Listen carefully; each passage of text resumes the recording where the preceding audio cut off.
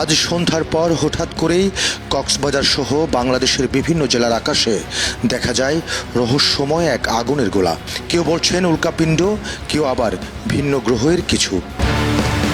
তবে আন্তর্জাতিক প্রতিরক্ষা বিশ্লেষকরা বলছেন ভিন্ন কথা। ভারত গত 3 দিন ধরে বঙ্গোপসাগরের আবুল কালাম আজাদ দ্বীপ সংলগ্ন এলাকায় প্রায় ৩,৫০০ কিলোমিটার দীর্ঘ নোটাম জারি করেছিল।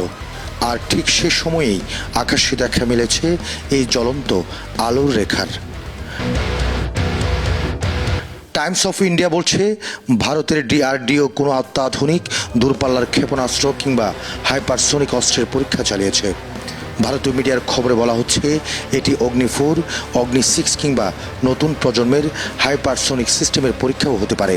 ক্ষেপণাস্ত্রটি বায়ুমণ্ডলের উচ্চস্তর অতিক্রম করার সময় এর জ্বলন্ত ধোঁয়া ও আগুনের রেখা বাংলাদেশের আকাশ থেকেও দৃশ্যমান হচ্ছে।